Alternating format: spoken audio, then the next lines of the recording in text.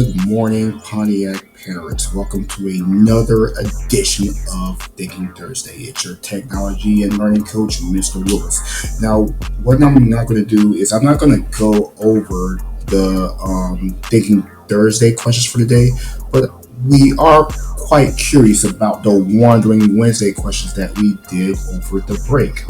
Let's hop right into it. So just a few expectations before you start that form. Remember, it's important that you fill out the form completely. Solve the problem using blank paper to work out the problem. Make sure you explain your thinking using words and pictures. And those pictures can look like models. And remember, your problem must be turned in by this Friday, which is the 25th. Let's look at some results. Our percentages aren't too bad.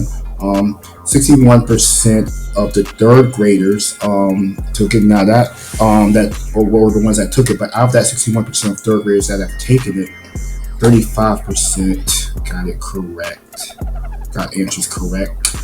Out of the fourth grade group, 46% of the fourth graders responded to the math Wandering Wednesday question, but out of that 46%, 24%, and I rounded at 23.6% to the next whole number, got it correct. And then out of the 90% of the fifth graders that took the Wandering Wednesday question, about 42% got that correct.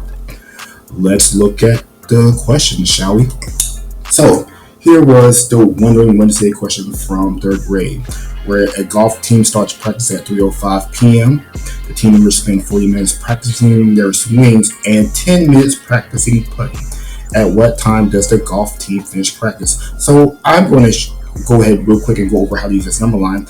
On the number line, I need to start at 3:05 p.m. I'm going to jump those 40 minutes in 10-minute increments across the number line. So that means I need to make about 4 jumps for 40 minutes. So that's 10, 20, 30, 40. I land at 3:45. And then it says I do another 10 minutes practicing my putting. So I go from that 3:45, jump another 10 minutes, and that's at 3:55. So at what time does the golf team finish their practice? 3:55 p.m. And about 56% of the third graders got that question correct. Let's look at our fourth grade question. A family arrives in an arcade at 4:45 p.m. The family leaves the arcade at 6:10 p.m.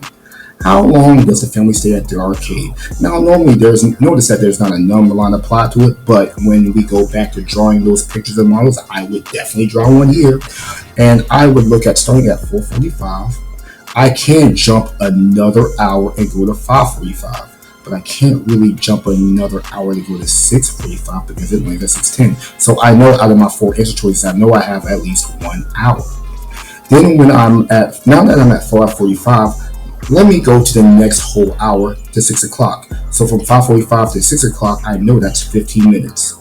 Even though 15 minutes is my choice, I know that's not the answer because I leave at 6:10. So I need to add another 10 minutes to the 15 minutes it took me to get to 6 o'clock, which is going to give me an hour and 25 minutes. From there, 59% of fourth grade got that correct. And in our problem from fifth grade in our Wandering Wednesday, a class takes 2 hours to complete an art project. How many seconds does it take the class to complete the project? So this one was one of those multi-step problems.